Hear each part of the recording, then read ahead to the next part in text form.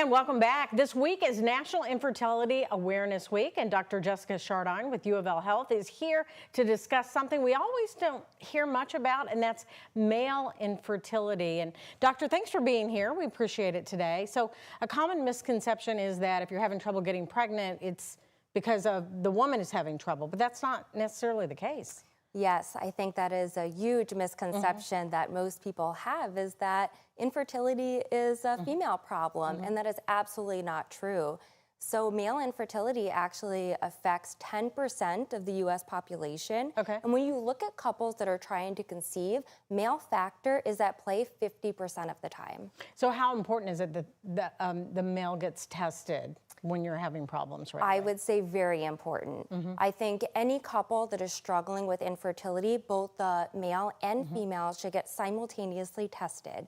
And I also think that with males, it's really important because these tests that we do for male infertility are a lot less invasive, Okay. And so it's easier for that testing to be done and to get an answer. That's good to know. What are some of the causes of male infertility? There are many, many causes of male infertility. There are many things that contribute. I think overall, we think of it as multifactorial. So lifestyle choices can contribute, such as smoking, eating unhealthy, not exercising. Okay.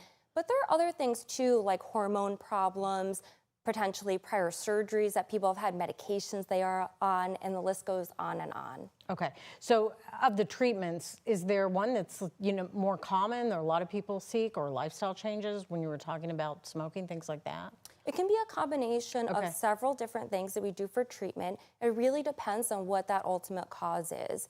And so lifestyle changes are a big thing that we include with everyone who's getting an evaluation and getting treated for male infertility. Then there's also medications we can use, and then surgical options as well. Okay, and how much of it is, once you're evaluated and it is an issue, infertility, mentally, how much does it weigh on the couple? It's just such a difficult process. I think it is very difficult, and I think, oftentimes men are worried that it makes them less of a man because they have infertility. And this is absolutely not true. Someone is not less of a man because they have infertility, but I think that goes into it, and that can really affect people as they're even considering going through treatment.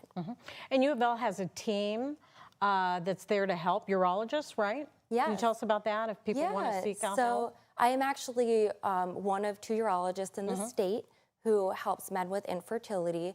And so within my department, we have a lot of urologists, but I'm the only one who specifically treats male infertility. Okay. So we have several different locations now that people can set up an appointment to come see me for an initial evaluation. That's great. Well, thanks so much for the information. I really appreciate it, and thanks for coming on. Thank you so much. All right.